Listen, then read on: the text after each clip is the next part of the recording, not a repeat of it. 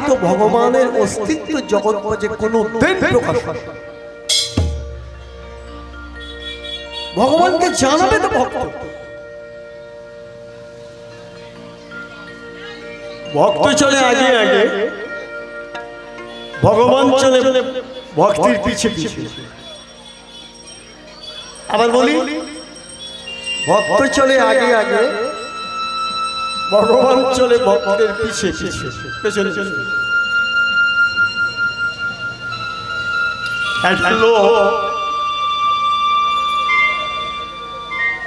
এক লক্ষ 40,000 টাকা দিয়ে বাছুর সমেত একটা গাভী কিনেছে, বাছুর সমেত একটা গরু।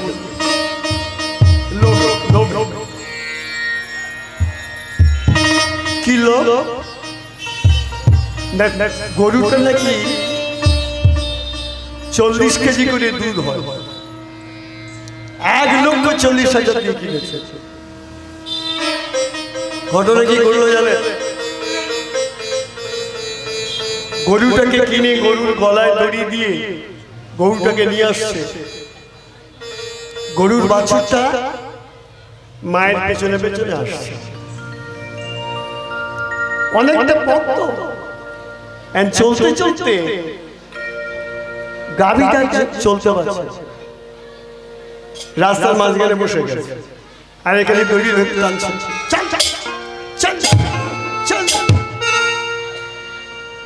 গাভী কিন্তু উঠছে না, সে বসে।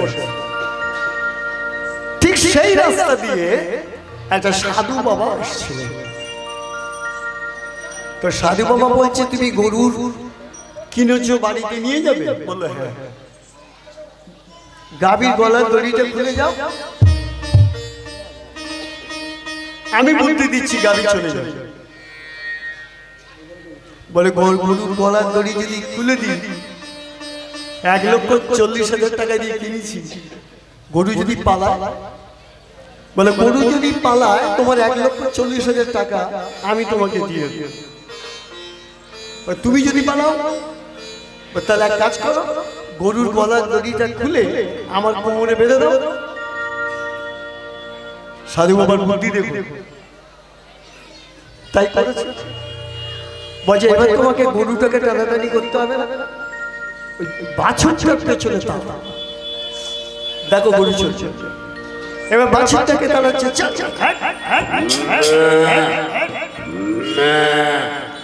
বাছুরটা যখন চলে যাচ্ছে, তার তো মা, সে তো পড়ে আছে, সে আর থাকতে পারে?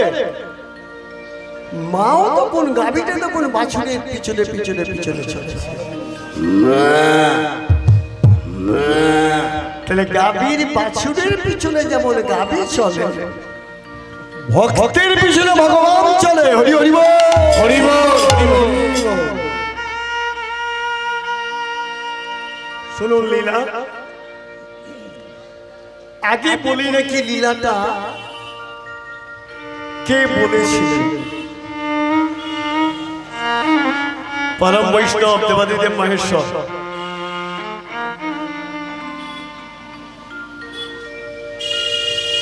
শুনেছিলেন কে? দেবর্ষি নারদ।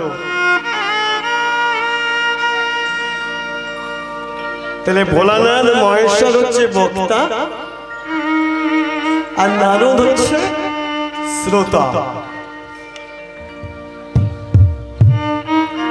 এবারে শুনি, আমরা এগিয়ে চলি। আগে মহাপ্রভুকে আমরা বন্দনা করেছি, সোমতা গেয়েছি। এবার মহাবিষ্ট মহাপ্রভুকে ভাবসাগরে রেখে আমরা লীলায় প্রবেশ করব। মহাপ্রভু কোথায় আছেন আগে জানি? জগন্নাথ ধাম। শ্রী জগন্নাথ দর্শন করছেন। ঠিক সেই সময় বৈষ্ণব কবি লিখছেন, ভাবিতে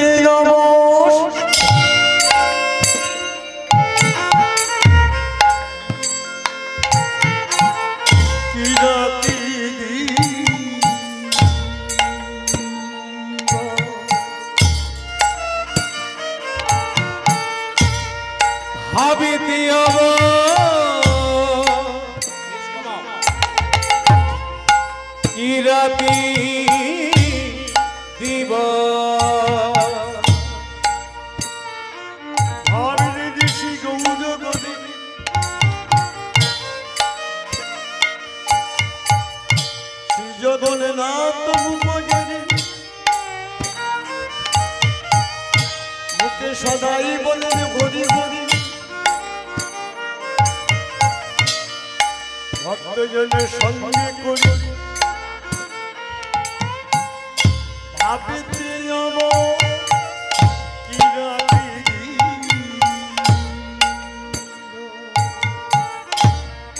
ভাবিতে যাব কি রাতি দিব গোরা আবেশ কিছু না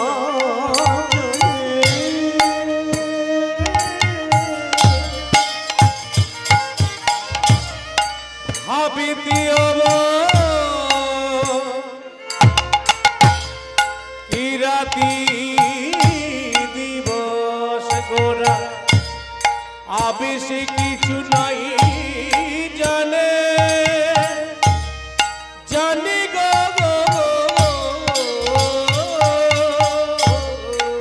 জগন্নাথ দেখি মুখ জগন্নাথ দেখি মহাসুখ জগন্নাথ দেখি মুখ জগন্নাথ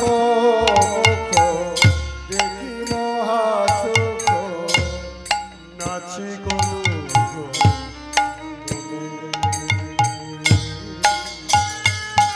জগন্নাথ দেখি মহাসুখ নাচে গর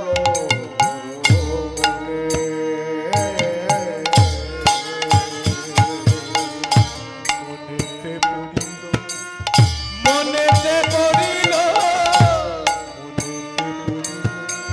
মনেতে পড়িল মনেতে পড়িল মনেতে পড়িল বৃন্দাবনের কথা গোরা বৃন্দাবনের কথা গোরা বৃন্দাবনের কথা গোরা বৃন্দাবনের কথা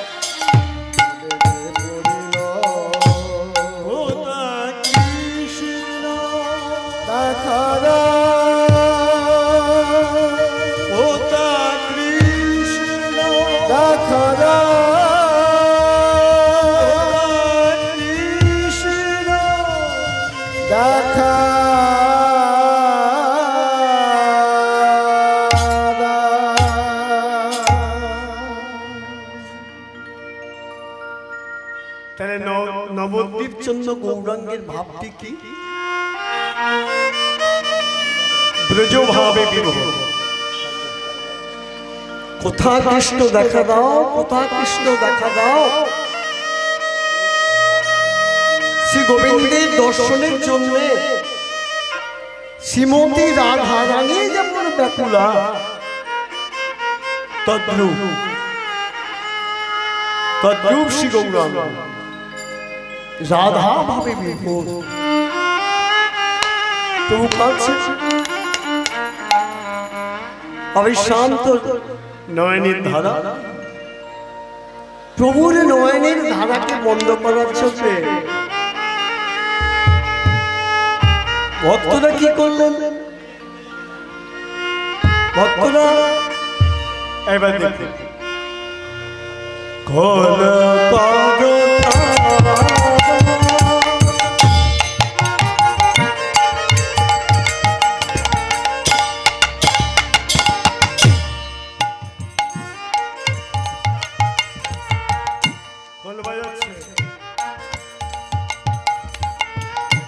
করতালি দিচ্ছে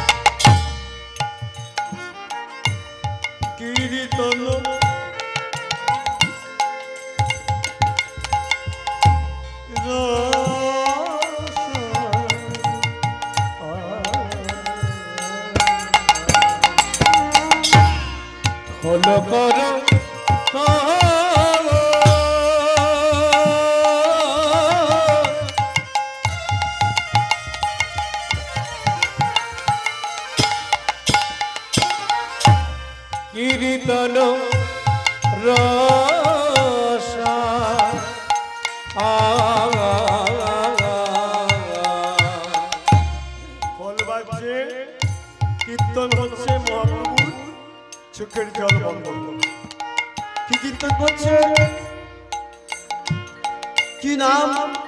হরে কৃষ্ণ হরে কৃষ্ণ কৃষ্ণ কৃষ্ণ হরে হরে হরে রাম রাম রাম হরে হরে কৃষ্ণ হরে কৃষ্ণ কৃষ্ণ কৃষ্ণ হরে হরে হরে রাম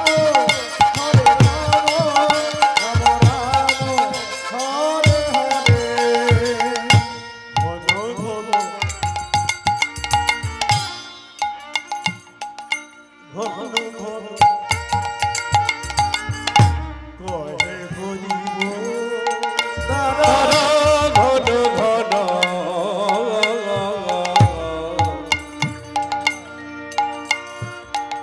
কয়ে হরিব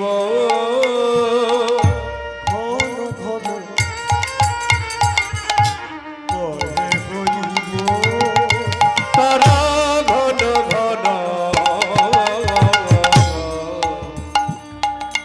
কয়ে হরিব জয় জয় ধনু সুর নর মুনি আমার জয় জয় ধনী সুর নর মুনি জয় হো শ্রীকৃষ্ণ চৈতন্য মহাপ্রভু কি জয় শ্রীকৃষ্ণ চৈতন্য মহাপ্রভু কি জয় শ্রীকৃষ্ণ চৈতন্য মহাপ্রভু কি জয় জয় জয় ধনু সুর নর মুনি আমার জয় জয় ধনী সুর নর মুনি রাগই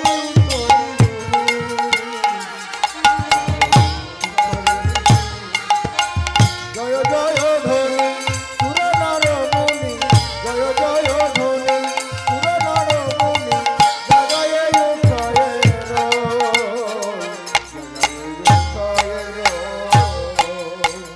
আমার গৌরী সুন্দর নানাচি আমার গৌরী সুন্দর নাচিছে আমার গৌরী সুন্দর নাচি আমার গৌরী সুন্দর নাচিছে আমার গৌরী সুন্দর নাচিছে আমার গৌরী সুন্দর নাচিছে আমার গৌরী সুন্দর নাচিছে আমার গৌরী সুন্দর নাচিছে আমার গৌরী সুন্দর নাচিছে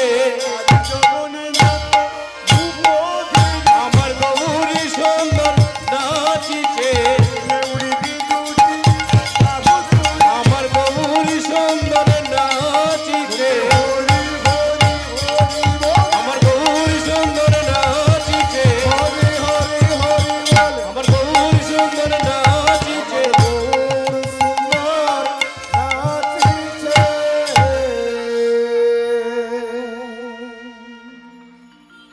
জগন্নাথ ধামে মহাপ্রভুকে দর্শন করলেন কারা? তাদের নাম কি, পরিচয়? এক কথা পরিচয়, নীলাচল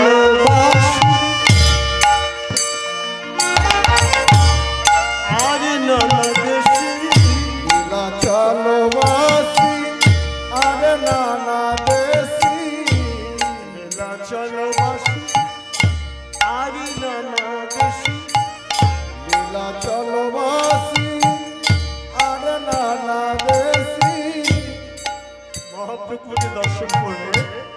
তাদের দর্শনে কেমন? সকলের উত্তমে লীলা চলবাসী আর নানা দেশী সকলের উত্তনে হিয়া প্রেমের সাগরে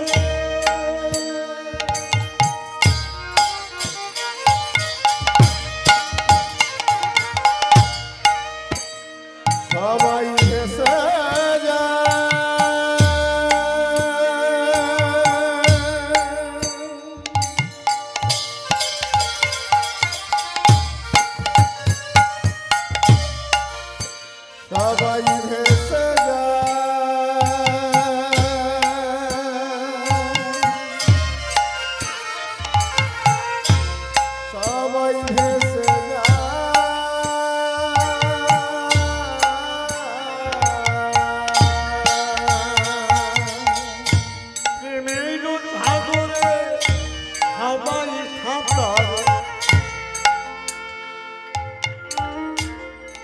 বৈষ্ণব পদাবলী শুনছে, তিনি একবারে দাঁড়িয়ে দেখছিলেন তিনি কে?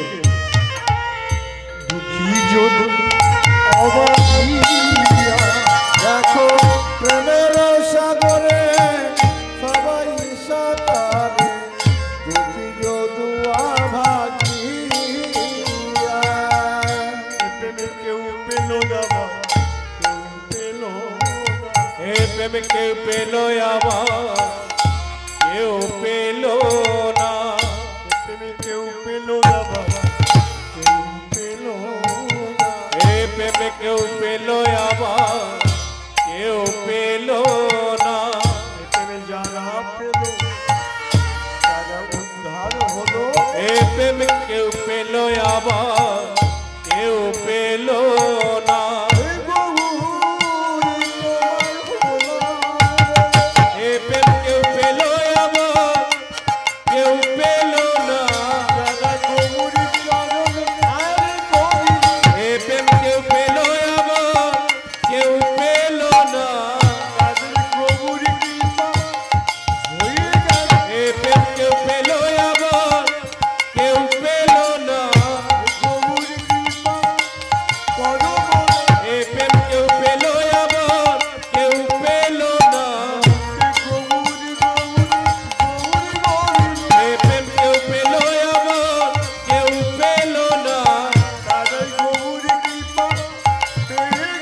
হে প্রেম কেউ পেল আবার কেউ পেল না। হে প্রেম কেউ পেল আবার কেউ পেল না। হে প্রেম কেউ পেল আবার কেউ পেল না। প্রেম কেউ পেল আবার কেউ পেল না। কেউ পেল আমার কেউ পেল না প্রেমের সাগরে সবাই সাঁতারে দুঃখী যদুয়া ভাগিয়া।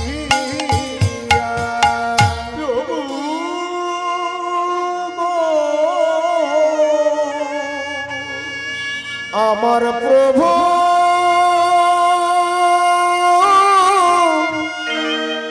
প্রভু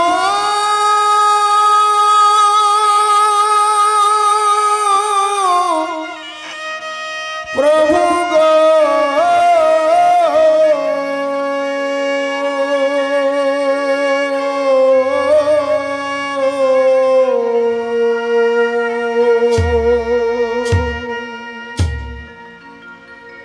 কুরুক্ষেত্রে প্রাঙ্গণে ধর্মযুদ্ধ শেষ হল। যারা অধর্মকে আশ্রয় করলো কৌরবকুল ধ্বংস হল, ধর্মের জয় হল পাণ্ডব। তাহলে যে কারণে তিনি এসেছিলেন ধর্মরাজ্য প্রতিষ্ঠার জন্য, দুষ্টের দমনের জন্য, শিষ্টের পালনের জন্য, কার্য শেষ। তাহলে কর্ম যখন শেষ হলো, তাহলে ধর্ম যখন বজায় হলো, ভগবান শ্রীকৃষ্ণ চিন্তা করলেন তাহলে আমি বা থাকবো কেন? আমি বা থাকবো কেন? আমি গোলক থেকে এসেছি, গোলকে গমন করব।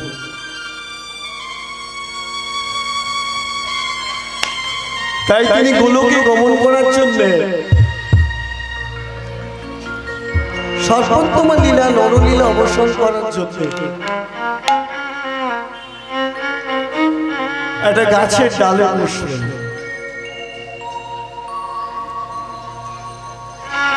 দুটো মত আছে। যে ডালে তিনি বসেছিলেন, কেউ বলেন গাছটা হচ্ছে তমাল গাছ, আমি বলবো গাছটা ছিল নিম গাছ। নিম গাছের ডালে বসে নিজেই নিজের লীলা অবসান ঘটাচ্ছে।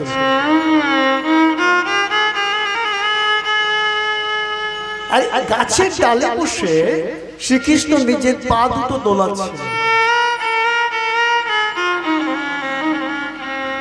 শ্রী গোবিন্দের পায়ের তলার রংটা ছিল রক্তিম কালার, লাল লাল। ওই যে পাদলা ছিল, জরা নামে একটা ব্যাধ দেখতে পাই। এই পাদলা দেখে সে ভেবেছে কোন পাখি বোধহয় দানা মেরেছে। পাখি মনে করেছে ব্যাধ, দূর থেকে তখন তীর ধনুক তুলেছে। জরা ব্যাধ শ্রীকৃষ্ণকে পাখি মনে করে তীর নিক্ষেপ করল।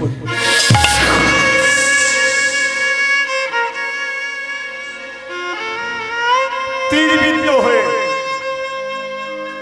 শ্রীকৃষ্ণ তার সর্বোত্তম লীলা নরলীলা অবসান ঘটাবেন। ভগবানের মৃত্যু হয় না, নিজেই লীলা অবসান ঘটাবেন। এখন প্রশ্ন হলো, যিনি সর্বশক্তিমান ভগবান, তিনি একটা জরা ব্যাধের হাতে লীলা অবসান করলেন। এত বড় ক্ষমতা, ব্যাধটাকে দেহবিদ্ধ করব। আসলে কি জানেন, ওই জরা ব্যাধকে তিনি কথা দিয়েছিলেন যে তোর হাতেই আমার দেহ লীলা অবসান করবে। সেটা কবে? ত্রেতা যুগে। ত্রেতা যুগে শ্রীকৃষ্ণ ছিলেন শ্রী রামচন্দ্র, আর এই জরা ব্যাধ ছিল বালির পুত্র অঙ্গদ। রামচন্দ্র গাছের আড়াল থেকে তীরবিদ্ধ করে বালিকে বধ করেছিলেন।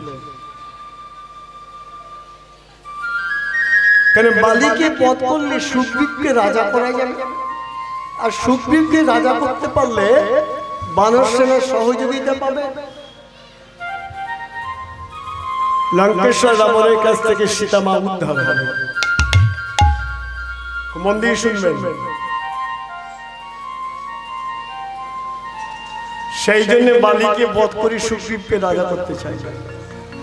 তাহলে বালির যখন মৃত্যু হলো, বালির পুত্র অঙ্গদ শ্রী রামচন্দ্রের দুটো চরণ জড়িয়ে ধরে কাঁদছে,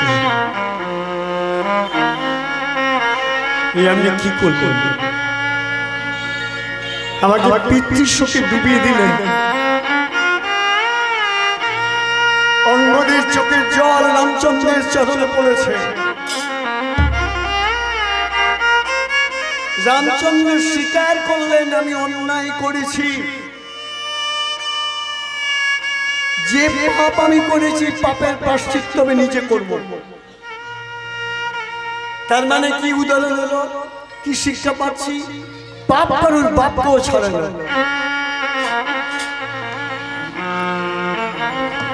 রামচন্দ্র অঙ্গদকে বললেন, আমার হাতে তীরবিদ্ধ হয়ে তোর বাবা মারা গেছে তো, বল অঙ্গদ তুই কি চাস? অঙ্গদ কি চাইলে জানে? বলে প্রভু আমি যা চাইবো দেবে। হ্যাঁ, তাহলে আমার মাথায় হাত দিয়েছে রামচন্দ্র। বলে তাহলে আমাকে এই বর দাও, যেমন করে তীরবিদ্ধ করে তুমি আমার বাবা বালিকে বধ করেছো, ঠিক ওইভাবে তীরবিদ্ধ করে আমি তোমার জন্য দেহ লীলা অবসান ঘটাতে পারি।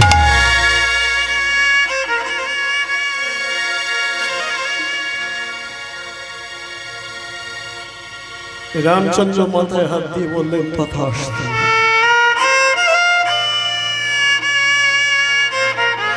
তবে ত্রেতা যুগে এলো, দাপর যুগে যখন আমি কৃষ্ণচন্দ্র নাম নিয়ে আসবো, তুই আসবি ব্যাধ বলে, তোর নাম হবে জরা ব্যাধ। তুই তীরবিদ্ধ করে আমার দেহ লীলা অবসান ঘটাবি।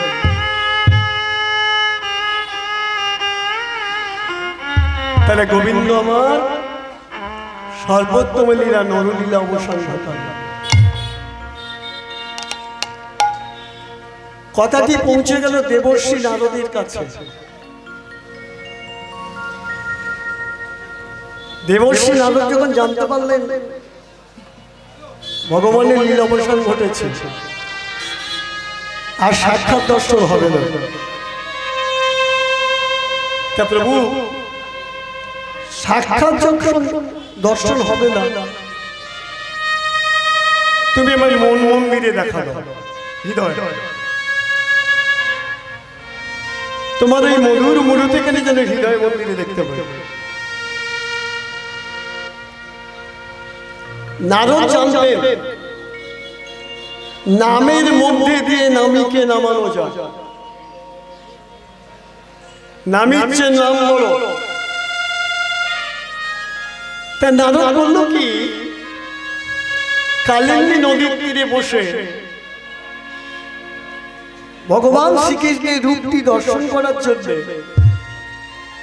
তার নাম গাইছেন,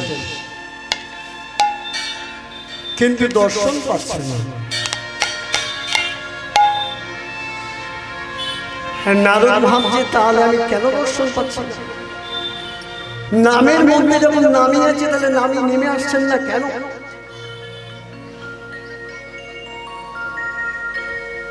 কেন নেমে আসছেন না, এই কথাটি মনের মধ্যে যাচ্ছে। তখন নারদ স্মরণ করলেন সৃষ্টিকর্তা ব্রহ্মা,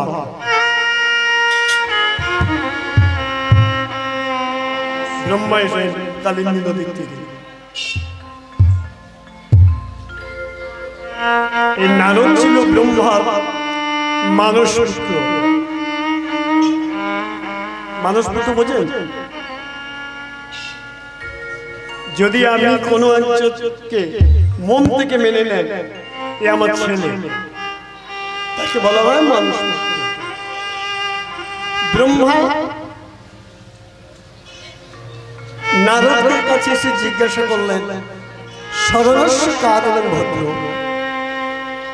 তুমি আমাকে স্মরণ করলে কেন, আমাকে ডাকলে কেন? নারদ বলছে বিপদে পড়েছি তাই আমি তোমাকে ডেকেছি। কি বিপদে পড়েছি?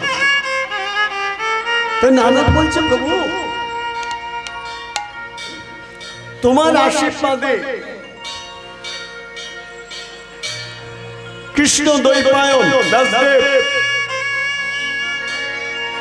18টা পুরাণ লিখেছে।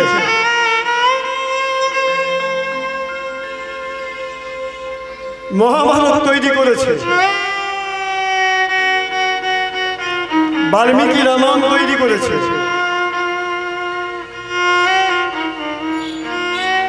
প্রত্যেকটা গ্রন্থে সার মর্ম হচ্ছে নাম করলে নামই নেমে আসে। তাহলে আমি তো নাম করছি, আমি তো কৃষ্ণ নাম গাইছি, তাহলে কৃষ্ণচন্দ্র আমার হৃদয় মন্দিরে নেমে আসছেন না কেন? বলে এই সমস্যা। কিরম নামটা করছিল শোনাও। ব্রহ্মা শুনছেন, নারদ শোনাচ্ছেন। কৃষ্ণ কি সব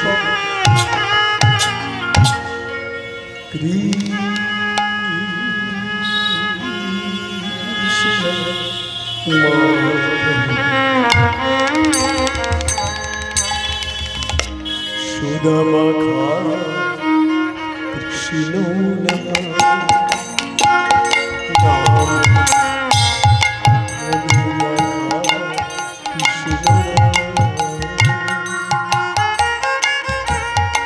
কৃষ্ণ কেশব কৃষ্ণ মাধব সুদামাখা কৃষ্ণ নামে মধুমাখা কৃষ্ণ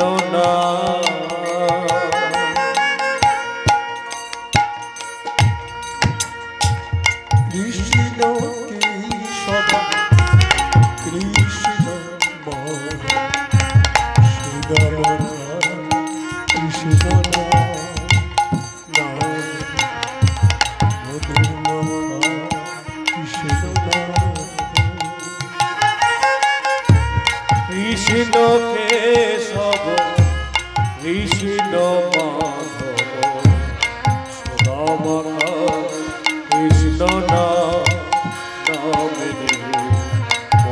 মাখা কৃষ্ণ নাম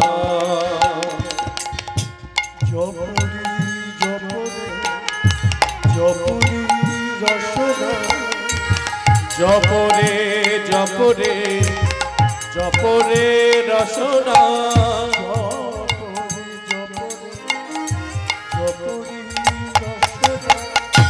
জপরে জপরে জপরে রসনা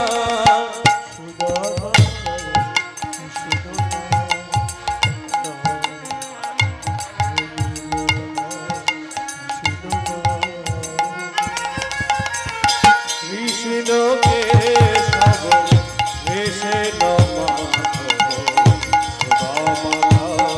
কৃষ্ণ মধুমাতা কৃষ্ণ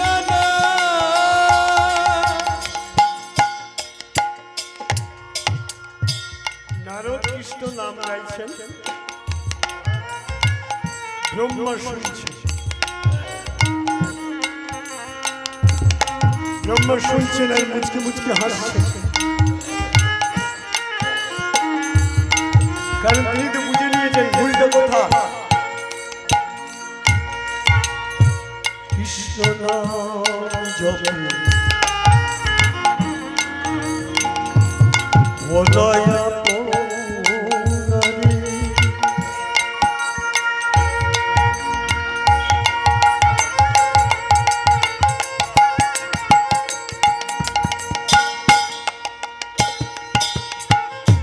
কৃষ্ণ নামে জপ হলো নারে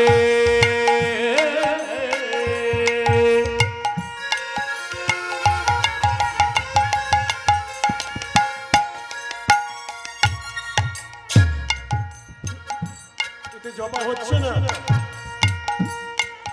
বলে যা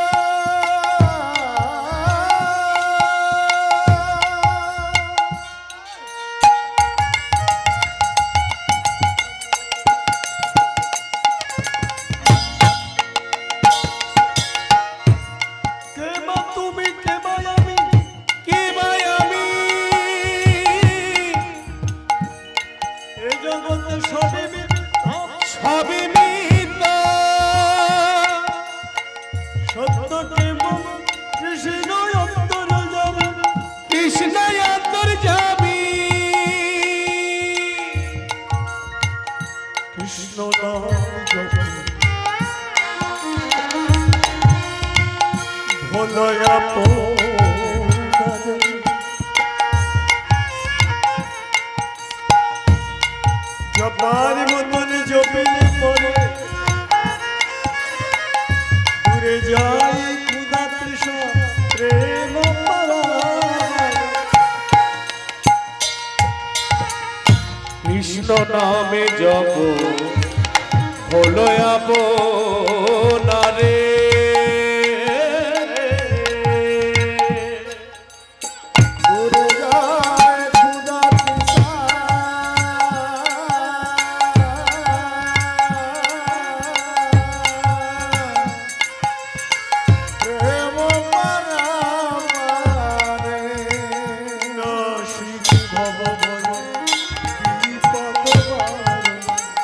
নাশেতে ভব ভয় বিপদ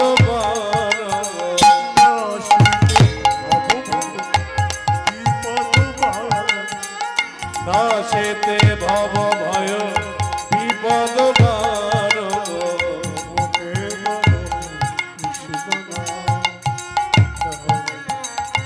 মধুমাতা কৃষ্ণ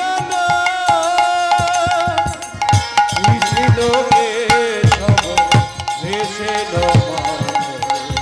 সদামাতা কৃষ্ণ নামে রে মধুমাতা কৃষ্ণ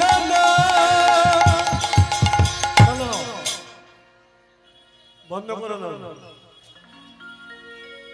তুমি নিজে মুখে বলছো জপরে জপরে জপরে রসনা,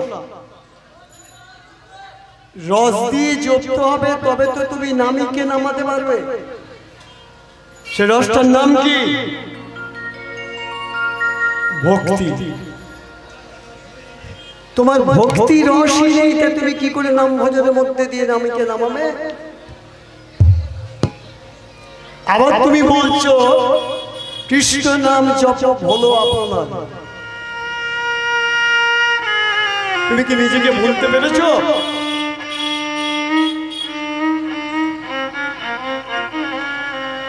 তাহলে আমার ভুলটা কোথায়? ভক্তি তোমার চলে গেল, নিজেকে বলতে পারোনি, কিসের জন্য গেল? তোমার মনের মধ্যে অহংকার সৃষ্টি হয়েছে। এই অহংকারই তোমার ভক্তিকে খেয়ে নিয়েছে। তুমি নিজেকে মনে করো আমি কত বড় ভক্ত, নিজেকে বলতে পারোনি। সেই জন্যই তুমি নামের মধ্যে দিয়ে নামীকে নামাতে পারো। নামের মধ্যে দিয়ে নামী নামবে কেন? নাম চিন্তামণি কৃষ্ণ চৈতন্য রস বিগ্রহ, নিত্য শুদ্ধ পূর্ণ মুক্ত ভিতমত বাণাঙ্গি নাম।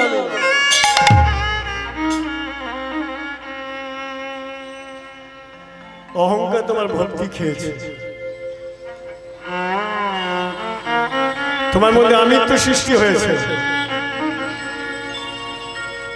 নাম ভজনের মধ্যে দিয়ে নামীকে নামাতে গেলে নিজেকে নামতে হয়। আমিত্ব থেকে নামো, অহংকার থেকে নামো, তবেই নাম ভজনের মধ্যে দিয়ে তুমি নামীকে পাবা।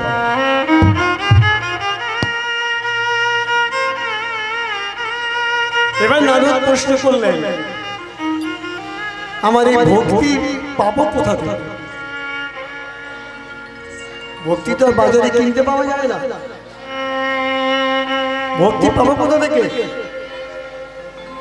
আমার অহংকার নাশ হবে কোথা থেকে?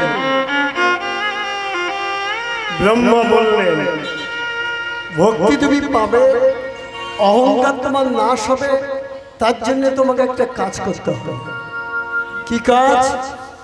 শ্রবণ কীর্তন ভক্তি পবিত্র শ্রবণ কীর্তন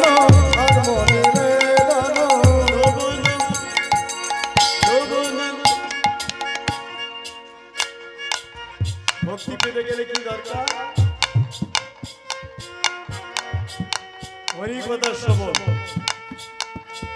কৃষ্ণ কথা শ্রবণ। নবদিনা ভক্তির মধ্যে শ্রেষ্ঠ হচ্ছে শ্রবণ। এই আপনারা শ্রবণ করছেন।